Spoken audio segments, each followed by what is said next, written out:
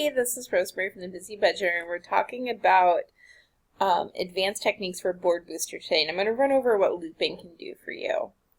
So we're going to head into Board Booster. Looping is great if you have a bunch of followers, meaning that when you started Pinterest, you probably only had a few followers, maybe like a couple hundred, 1,000. Over time, you get a whole bunch more followers. Like right now, I think I have 8.3 thousand. Most of those 8.3 thousand have never seen any of these pins because they just now are joining me. So they've missed out on all of the previous pins. So there's two ways that you can do this. One way that you can do is you can set up your own board, like the board that you pin all of your content to, which for me is the Busy Budger, the Best Of board, to loop. And it's going to go through and repin all of your content over like maybe 1 pin a day, 2 pins a day, whatever you set it up to. And then it's going to compare the new pin and the old pin, and it's going to delete the one with the lowest engagement. This is great because it's getting your pins in front of your followers more frequently. Now, I'm not going to do the Busy Budgeter board today because, as you can see, all these pins look great. And if you go way down to the very beginning of when I started blogging, they get less attractive. And then they get really less attractive. And I don't really want these pins going out. Most likely I'm going to be deleting all these pins, but I'm not really sure what I want to do about those yet. So, because some of them get a lot of traffic even though they're not attractive.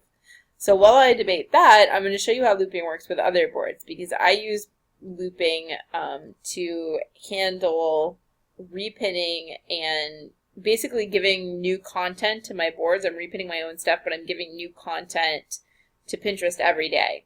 Right now I loop on 3 boards, and likely by the end of the month I'm going to add my own board because that's the most beneficial to you. But this is what I started when I started testing out looping, is Frugal, Foodie Dinners, and Fly Lady, which is my most important boards, or my most popular boards. Today we're going to add one more just to do a tutorial to show you how to set it up. So we're going to add boards, and we are going to loop my Blogging for Business board, and it's right here. So we're going to click the board that you want to start looping. This also counts in your number of pins a month. So I think my program is 3,000 a month pins.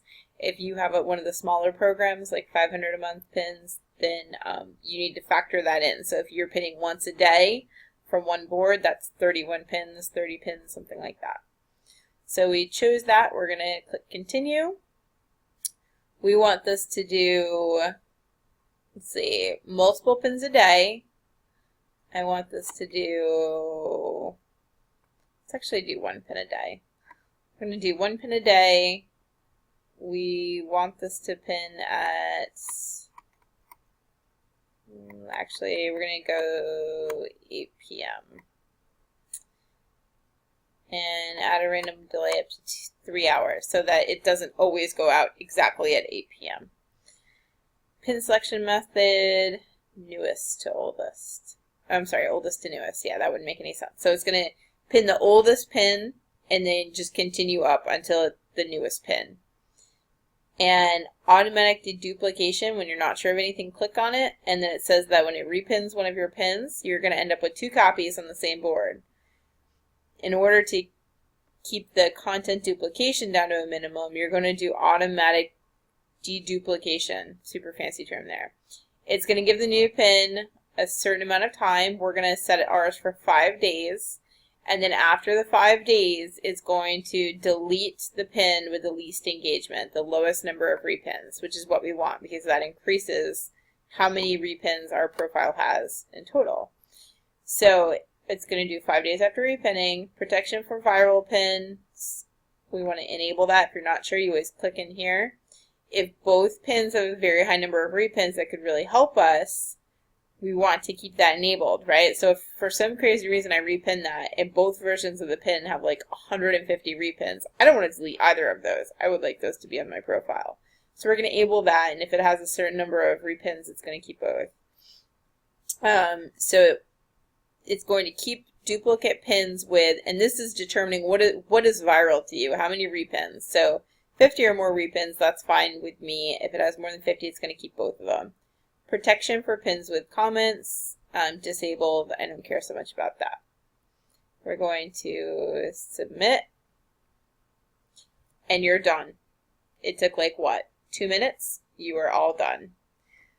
So that's it. It's going to go through your pins.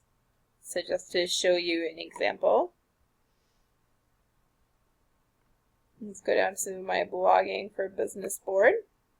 I have 323 pins there. Most likely anybody that started following me now has never seen that.